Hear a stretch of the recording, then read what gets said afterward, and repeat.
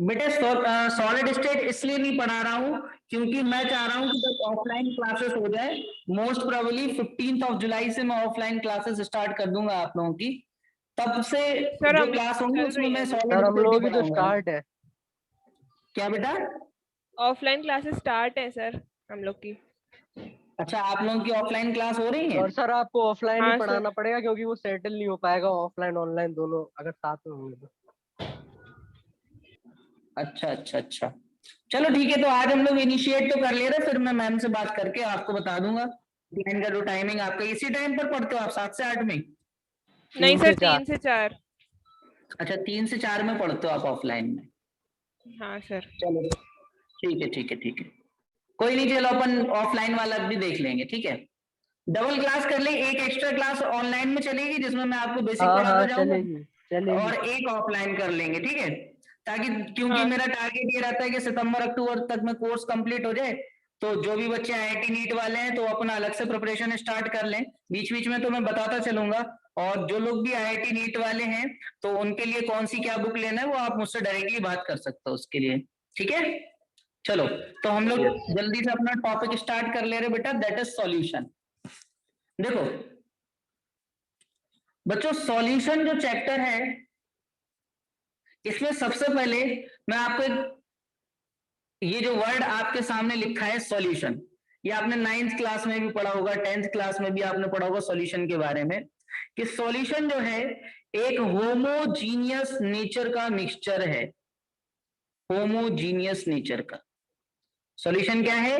एक homogeneous nature का mixture है जिसमें इंडिविजुअल कंपोनेंट जो आपस में मिलते हैं, इंडिविजुअल कंपोनेंट जो आपस में मिलते हैं, ये अपनी आइडेंटिटी का लॉस करते हैं, अपनी आइडेंटिटी का लॉस करते हैं, और जो फाइनल रिजल्ट हमारे पास सॉल्यूशन बनता है उसमें ये नई आइडेंटिटी अटेन कर लेते हैं, ठीक है, न्यू आइडेंटिटी अटेन कर लेते हैं। मैं आपको एग्जांपल से समझाता हूं।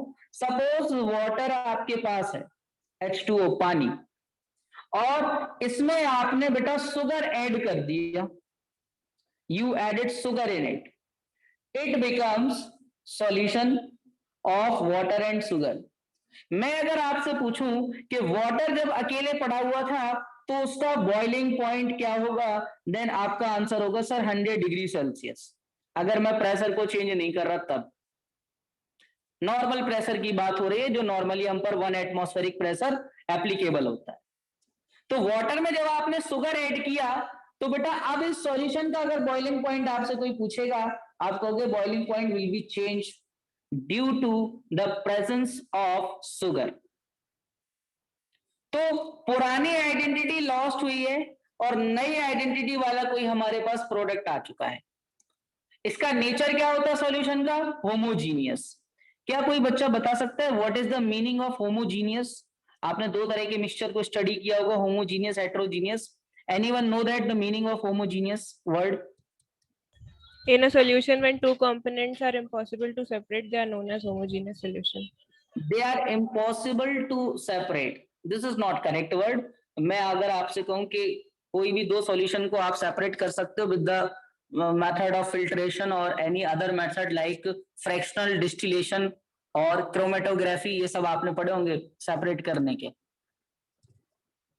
कोई और वर्ड होमोजीनियस का करेक्ट मीनिंग कोई और बच्चा Cannot बताएगा? be separated by any method. Can not be separated by any method. मैंने कहा ना फ्रैक्शनल डिस्टिलेशन एंड क्रोमेटोग्राफी, ये सब आपने मेथड्स पढ़े होंगे इनको सर उससे सेपरेट भी करने नहीं के। होते। सर यूनिफॉर्म उससे कॉम्पोजिशन के सॉल्यूशन को अपन लोग बोलते हैं होमोजीनियस सॉल्यूशन। वेरी गुड बेटा, यूनिफॉर्म कॉम्पोजिशन होना चाहिए, उससे हमारे पास जो होमोजीनियस नेचर का मिक्सचर बनता है। देखो एक बात बता, जैसे मान लो कंटेनर के अंदर एटम थे, कोई एटम थे ग्रीन वाले, ये ग्रीन वाले एटम थे, ये लाइन से अरेंज्ड थे, ठीक है। आपने इसमें कोई दूसरे एटम ब्लू कलर वाले डाले, वो ब्लू कलर वाले एटम ऐसे आए एक के बाद एक, एक के बाद एक, एक के बाद एक, एक के बाद एक, एक के बाद एक, इस तरीके से। बट एक पॉसिबिलिटी ये भी तो थी कि इसी तरह के कंटेनर में अगर कोई एटम ग्रीन कलर वाले एटम रखे हुए हैं, एक पॉसिबिलिटी बेटा ये भी थी कि जब आपने दूसरे एटम इसमें डाले तो वो अपनी मर्जी के मुताबिक कहीं पर ज्यादा, कहीं पर कम, कहीं पर ज्यादा, कहीं पर कम, या हो सकता है एक ही जगह जाकर के बैठ जाए। जहां पर यूनिफॉर्मली डिस्ट्रीब्यूशन होता है पार्टिकल्स का, उस नेचर को हम लोग बोलते हैं कि ये हमारे पास होमोजीनियस नेचर का मिक्सिंग हुआ है। और जहां पर नॉन यूनिफॉर्म तरीके से यानी कि अनइक्वल वे में डिस्ट्रीब्यूशन होता है, उसको हम लोग बोलते हैं हेट्रोजीनियस। दो सब्सटेंस या उससे ज्यादा सब्सटेंस, उनके जो पार्टिकल्स हैं अगर यूनिफॉर्म वे में जाकर के मिक्स होंगे, then they will form homogeneous mixture, otherwise heterogeneous. क्या सभी बच्चों को ये वर्ड का मीनिंग समझ आ गया?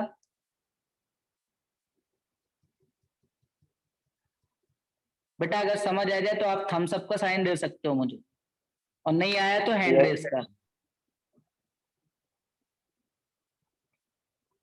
चलिए, तो बेटा ये मीनिंग हमारे पास होमोजीनियस का और हेट्रोजीनियस का।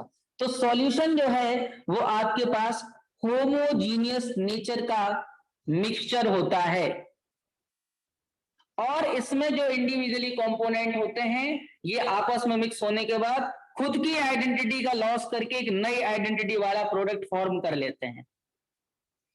सॉल्यूशन के अंदर बेटा दो टर्म आपने सुने होंगे, एक आपने सुना होगा सॉल्यूट और एक आपने सुना होगा सॉल्वेंट। मैं कोई भी नोट्स अभी नहीं बनवा रहा हूं, नोट्स में आपको सेंड कर दूंगा, आप उससे नोट्स बना लेना, क्योंकि अभी टाइम अपने पास कम है। पहले आपका थोड़ा कोर्स आगे बढ़ जाए, फिर हम लोग क्लास के अंदर ही नोट्स बनाते चलेंगे। आपको पहले कॉन्सेप्ट समझना है, मैं खुद लिख करके नोट्स आपको दे दूंगा तो आप उससे बना लें। देखो, सॉल्यूशन की बात करें बेटा, इसके अंदर दो टर्म्स यूज होते हैं, that is solute and solvent.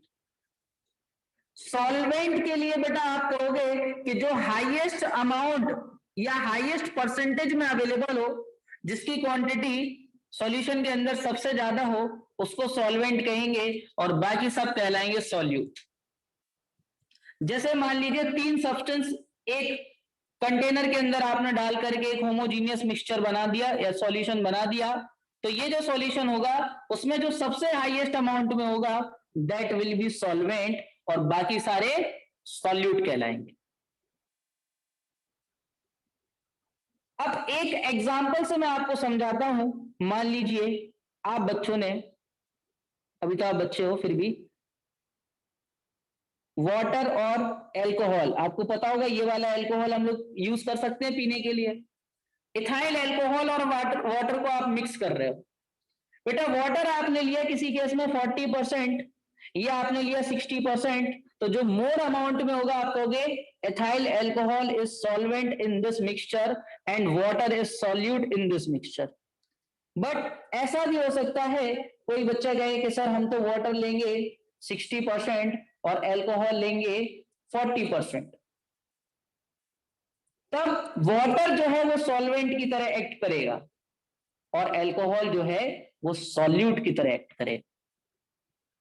एक और बात, किसी बच्चे के मन में ये भी आ सकता है सर 50-50% कर लें, तो H2O भी 50% ले ले और एल्कोहल भी 50% ले ले, तब कौन सॉल्यूट और कौन सॉल्वेंट? तो बेटा इसके केस में जब अगर कोई दो सब्सटेंस हाईएस्ट परसेंटेज में या हाईएस्ट अमाउंट में अवेलेबल होंगे, तब आप उनमें से किसी एक को एनीवन कैन बी सॉल्यूट और एनीवन कैन बी सॉल्वेंट। तो this is the concept of solute and solvent. Clear है सभी को कि what is the meaning of solute and solvent? कैसे डिसाइड करते हैं हम लोग? टेल मी बच्चों। देखो सो गए ये बच्चे। सर एक बार और बता दीजिए। देखो, किसी भी सॉल्यूशन के अंदर बेटा दो टर्म यूज होते हैं, that is solute and solvent.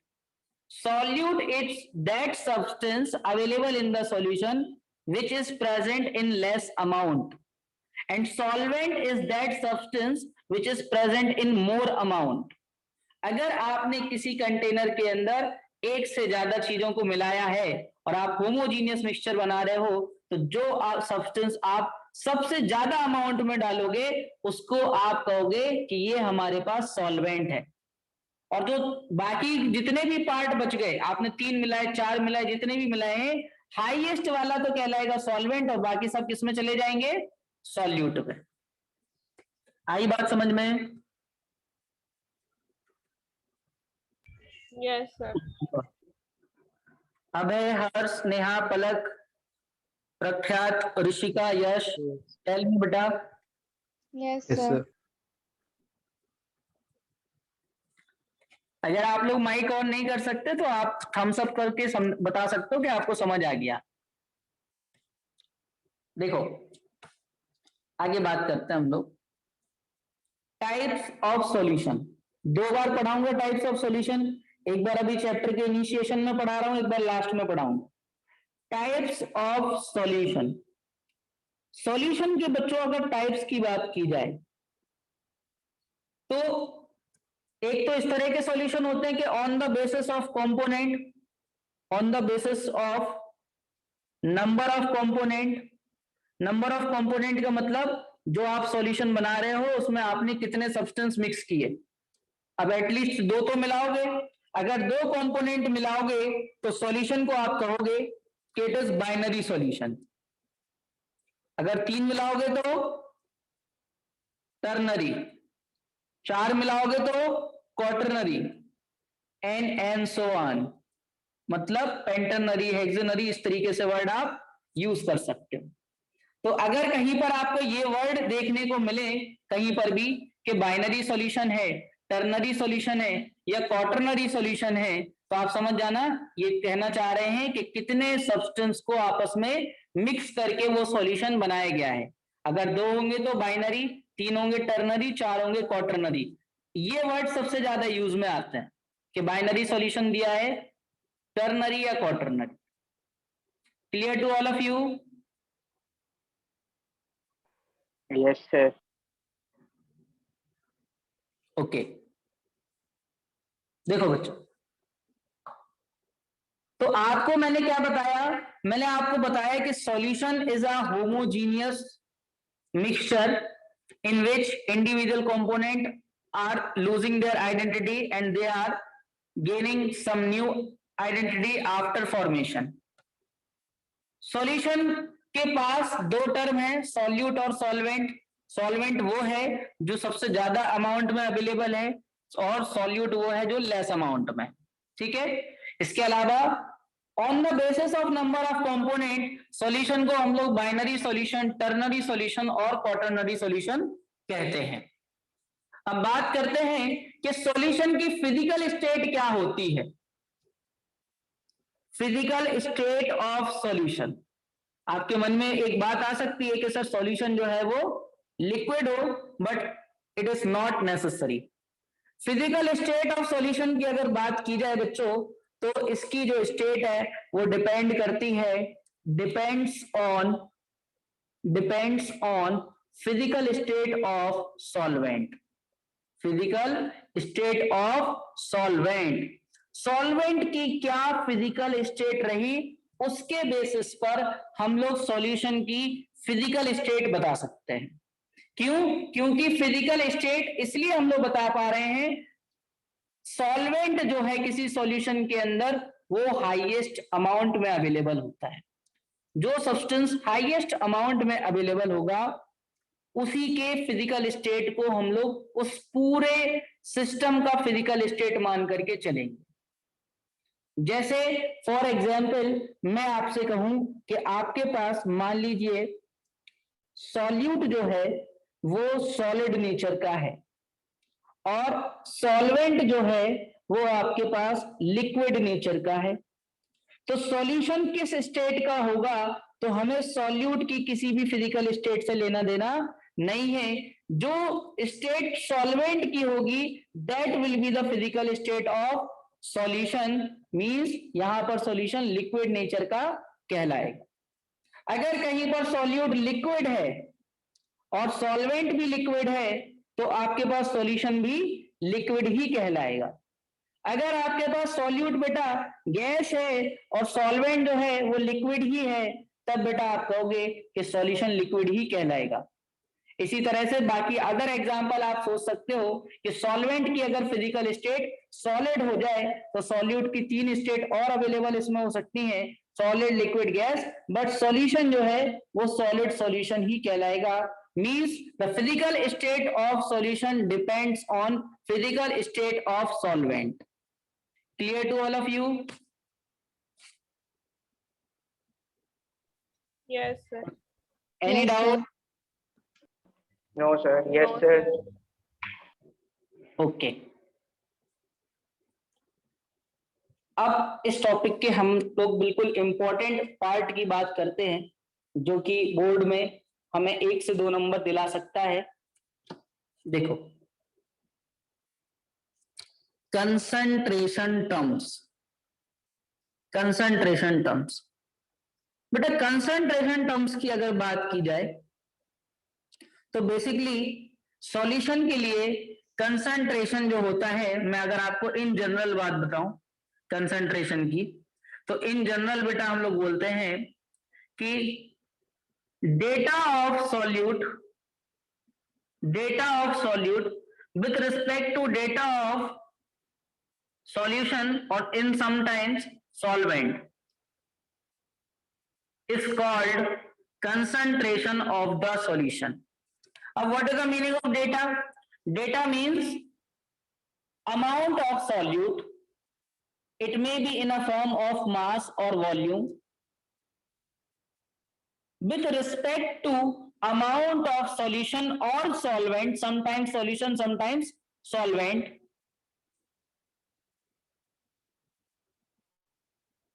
It will give you the concentration of particular solution. अब इस कंसंट्रेशन जो हमारे पास है, ये कंसंट्रेशन टर्म्स बेटा 2 तरह के होते हैं। देखो, अगर कंसंट्रेशन टर्म्स की हम लोग बात करें, कंसंट्रेशन टर्म्स की, तो कंसंट्रेशन टर्म्स जो है बेटा वो 2 तरह के होते हैं। एक तो वॉल्यूम रिलेटेड और दूसरे होते हैं बेटा मास रिलेटेड।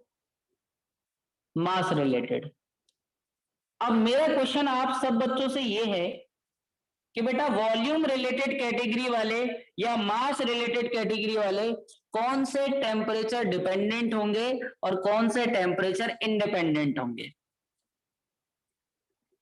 बताइए बेटा, 2 ऑप्शन है आपके सामने, वॉल्यूम और मास। कौन से वाले टेम्परेचर डिपेंडेंट होंगे और क्यों? कोई बताइएगा क्या? मास वाले क्या होंगे, टेम्परेचर डिपेंडेंट या independent? Sir, dependent. Temperature dependent होंगे अकॉर्डिंग टू कुणाल। ओके, कोई और बच्चा कुछ और कहना चाहेगा या इनकी बात के साथ आगे बढ़ना चाहेगा? कितने लोग कहेंगे नो कमेंट्स?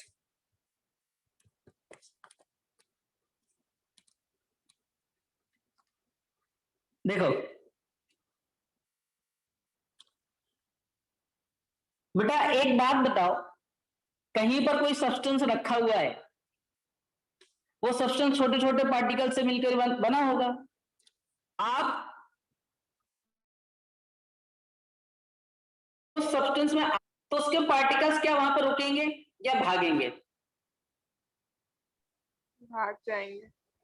भाग जाएंगे, क्योंकि किसी में भी आग लगाने पर वो भागता है। It's a basic concept of particles. किसी के भी पार्टिकल्स को आप बेटा हीट प्रोवाइड कर दो, वो पार्टिकल्स दूर दूर भागने लगते। जैसे वाटर को उठा करके आप गैस पे गर्म करने लगो, पार्टिकल्स वाटर के भागने लगेंगे। जितना ज्यादा टेम्परेचर बढ़ेगा उतनी ज्यादा वो पार्टिकल्स दूर बहुत दूर जाने लगेंगे। इस टेम्परेचर चेंज की वजह से उस सब्सटेंस का फिजिकल स्टेट ही बदल जाता है, वो लिक्विड से गैसियस स्टेट में पहुंच जाता है। एक बात बताओ, लिक्विड ज्यादा वॉल्यूम ऑक्यूपाई करता है या gas? Yes. Volume is basically space occupied by the body. Liquid मान लीजिए आपका 1 लीटर वाटर है, उसने किसी स्पेस को कंटेन कर रखा है, आपने किसी कंटेनर में डाल रखा है, आपने उसको हीट कर दिया, तो हीट करने के बाद ज्यादा जगह घेर लेगा या पहले ज्यादा जगह घेर रहा था?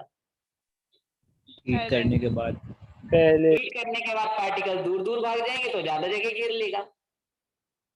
तो चेंज क्या हुआ? वॉल्यूम चेंज हुआ या उसका मास चेंज हुआ? वॉल्यूम चेंज हुआ। वॉल्यूम। वॉल्यूम चेंज हुआ, मतलब वॉल्यूम इज दैट क्वालिटी या that quantity which depends on temperature. भाई अगर उन सारे पार्टिकल्स को उठा करके जो भी आपने वाटर से वेपर फॉर्म में भी कर दिए, वो अगर आपने 1 kg में लिए था, मान लीजिए आप वाटर को 1 kg में ले सकते हो क्योंकि डेंसिटी के थ्रू आप कन्वर्ट कर सकते हो, मास इक्वल टू वो फॉर्मूला है ना, density equal to mass by volume, तो मास इक्वल टू आप लगा सकते हो डेंसिटी इनटू वॉल्यूम। तो वाटर की डेंसिटी अगर आपको पता हो और वॉल्यूम पता हो तो आप उसको केजी में निकाल सकते हो। तो सपोज आपने फॉर एग्जांपल 1 kg वाटर लिया, तो 1 kg वाटर जितना आप लोगे बेटा, जब आप उसको वेपराइज फॉर्म में कन्वर्ट कर दोगे और अगर आप सारी वेपर को कलेक्ट कर लो तो वो भी 1 kg ही होगी। हाँ, वॉल्यूम उसका चेंज हो सकता है क्योंकि पार्टिकल्स दूर दूर भाग जाएंगे। तो कंसेंट्रेशन टर्म्स जो आप दो तरह के पढ़ने वाले हो ना बेटा, एक कौन से, मास रिलेटेड और एक वॉल्यूम रिलेटेड। तो मास रिलेटेड आर टेम्परेचर इंडिपेंडेंट। क्यों? क्योंकि उन्हें कोई फर्क नहीं पड़ता कि आप टेम्परेचर कितना रख रहे हो, बट हाँ पार्टिकल्स को फर्क पड़ जाता है क्योंकि कोई भी पार्टिकल्स कितना दूर है या कितना पास है ये डिपेंड टेम्परेचर। अगर आपका भी टेम्परेचर में बहुत डाउन कर दूं आप सिकुड़ जाओगे, टेम्परेचर बढ़ा दूं आप भागने लगोगे। तो पार्टिकल्स दूर भागते हैं टेम्परेचर से, या आपने बचपन में पढ़ा होगा काइनेटिक एनर्जी बढ़ जाती है। काइनेटिक एनर्जी क्यों बढ़ रही है? क्योंकि लोग भागना स्टार्ट कर रहे हैं टेम्परेचर बढ़ाने से। तो वॉल्यूम रिलेटेड जो होते हैं वो टेम्परेचर डिपेंडेंट होते हैं। ये क्वेश्चन काफी बार सीबीएसई ने पूछा है। क्या पूछा आप समझना, सीबीएसई वालों ने वॉल्यूम रिलेटेड कुछ टर्म्स लिखे, जैसे वॉल्यूम रिलेटेड कुछ कंसंट्रेशन टर्म्स के मैं नाम बताऊं। पहला तो है परसेंटेज बाय वॉल्यूम, जिसको हम लोग परसेंटेज वी बाय वी से डिनोट करते हैं। दूसरा बेटा percentage volume by mass, volume by sorry percentage mass by volume, percentage mass by volume it is percentage W by V। तीसरा बेटा जो टर्म है that is molarity and fourth term is normality. Normality को बेटा मैं 2 बार पढ़ाऊंगा, एक बार basic पढ़ाऊंगा और एक बार आपको रिडॉक्स पढ़ाने के बाद नॉर्मैलिटी पढ़ाऊंगा, क्योंकि मुझे पता है कि 11th में रिडॉक्स आपने कैसा पढ़ा होगा। जब आप कह रहे हो कि आपने ऑर्गेनिक छोड़ी तो कुछ टॉपिक आपने जरूर छोड़े होंगे, आता होगा तो हमारे लिए थोड़ा और फायदा हो जाएगा। भाई देखिए मास रिलेटेड टर्म में आपको बताऊं, मास रिलेटेड टर्म में होते हैं बेटा, पहला तो यही है परसेंटेज बाय मास, जिसको हम लोग परसेंटेज W by W से रिप्रेजेंट करते हैं। दूसरा बेटा हमारे पास होता है मोलैलिटी, इनके रिप्रेजेंटेशन होता है स्मॉल m, इसका कैपिटल M, इसका कैपिटल N। तीसरा जो टर्म है बेटा हमारे पास that is mole fraction and fourth term is ppm, parts per million. अगर कोई बच्चा आईएससी बोर्ड का बैठा है तो उसको एक टर्म और बताऊंगा मैं अलग से, दैट इज फॉर्मेलिटी। ठीक है, तो these are the concentration terms. ये जो 8 टर्म मैंने आपके सामने लिखे हैं, कुछ वॉल्यूम रिलेटेड कुछ मास रिलेटेड, बेटा कई बार 1 नंबर में ये क्वेश्चन आता है कि मोलैरिटी, मोल फ्रैक्शन और नॉर्मैलिटी में से कौन चेंज होगा आफ्टर चेंजिंग टेम्परेचर। बहुत ही सिंपल क्वेश्चन है, मोलैरिटी, नॉर्मैलिटी और मोल फ्रैक्शन में से कौन चेंज होगा आफ्टर चेंजिंग टेम्परेचर। तो अब आपको याद रखना है कि वॉल्यूम रिलेटेड टेम्परेचर डिपेंडेंट है, यानी कि मोलैरिटी और नॉर्मैलिटी चेंज हो जाएंगे on changing temperature. Clear to all of you? ये पॉइंट समझ आ गया? रिस्पॉन्ड मी बेटा। Yes, sir. यस सर आ गया। बाकी ये कुछ नीचे वाले बच्चे हैं, ये लोग तो कुछ बोलते नहीं है, पलक, प्रख्यात, ऋषिका, यश। आप लोग को बेटा समझ नहीं आ रहा क्या? यस सर आ गया। ओके, देखो, तो बेटा 1 बाय 1 करके हमें ये सारे टर्म्स पढ़ना है। Percentage by volume, percentage by mass, percentage mass by volume, इनके बीच में आपको रिलेशन भी सोच सकते हो। क्यों? क्योंकि आपको पता है डेंसिटी इज अ फैक्टर जो मास और वॉल्यूम के बीच में रिलेशन बना सकता है। तो with the help of density आप वॉल्यूम रिलेटेड कंसंट्रेशन टर्म्स को मास रिलेटेड कंसंट्रेशन टर्म्स के साथ रिलेट कर सकते हो। इनको आप आपस में रिलेट कर सकते हो with the help of density. चलिए अब हम लोग एक एक करके एक एक कंसंट्रेशन टर्म्स को थोड़ा सा समझ लेते हैं कि उनके क्या मीनिंग है, उनकी क्या डेफिनेशन है। My suggestion is for you कि only learn the formula, don't learn definition of any of concentration term. आप ओनली फॉर्मूला लर्न कीजिएगा, डेफिनेशन ऑटोमेटिक बन जाएगी। देखो कैसे, पहले टर्म की बात करते हैं, that is percentage by volume. Percentage by volume या परसेंटेज वी बाय वी से इसका डिनोशन होता है। देखिए क्या होता है इसका meaning. Percentage V by V, percentage V by V is equal to volume of solute in milliliter upon volume of solution in milliliter, और आप चाहो तो दोनों को लीटर में भी रख सकते हो, योर चॉइस, इनटू 100। परसेंटेज की बात हो रही है इसलिए into 100। Where volume of solution का मतलब ये है कि सॉल्यूट और सॉल्वेंट दोनों का वॉल्यूम ऐड किया गया होगा, और दोनों मिलीलीटर में होंगे तभी, या दोनों लीटर में रख रहे हो तो फिर लीटर लीटर सबको लीटर में ले लेना। ये तो हो गया फॉर्मूला। अब अगर मुझे इसकी डेफिनेशन बनाना हो तो कैसे बनाऊंगा? देखो ध्यान से समझो बेटा, अगर मैं आपसे कहूं इस फॉर्मूले के अंदर वॉल्यूम ऑफ सॉल्यूशन का जो वैल्यू है वो आप 100 मिलीलीटर रख दो, ये वैल्यू पुट कर दो, तो क्या percentage we by V, percentage we by V equal to volume of solute upon 100 into volume of solution, sorry into 100। इस फॉर्मूले में पुट किया percentage we by V equal to volume of solute upon volume of solution into 100। तो बेटा देखो इस 100 से 100 cancel हो गया, तो आपके पास वॉल्यूम ऑफ सॉल्यूट जो कि मिलीलीटर में रहा होगा क्योंकि आपने यहाँ मिलीलीटर लिया है, तो वॉल्यूम ऑफ सॉल्यूट जो होगा in milliliter it will be equal to percentage we by v. If volume of solution was 100 milliliter, I am again repeating, the formula for percentage V by V is equal to volume of solute in milliliter upon volume of solution in milliliter into 100. If you put the value of volume of solution in milliliter, that is 100, then volume of solute will become equal to the percentage V by V. So you can define this term easily by at volume of solute present in 100 ml of solution, volume of solute present in 100 ml of solution is equal to percentage V by V or percentage by volume. Volume of solute present in 100 ml of solution is called percentage by volume. Definition समझ आ गई बच्चों? हाँ sir आ गई। Yes, sir. Repeat Yes, तो sir. नहीं करना है? कोई No, ऐसा sir. बच्चा है? No sir. बालक बालिका जिसको समझना आया हो? ओके ओके बेटा, तो परसेंटेज वी बाई वी जो है कैसे डिफाइन किया गया? Volume of solute present in 100 ml of solution will be percentage by volume. तो मैं एक बार रिकॉल कराता हूं because we have only 1 minute. देखो हम लोग फिजिकल केमिस्ट्री का चैप्टर नंबर 2 इनिशिएट किए हैं, दैट इज सॉल्यूशन।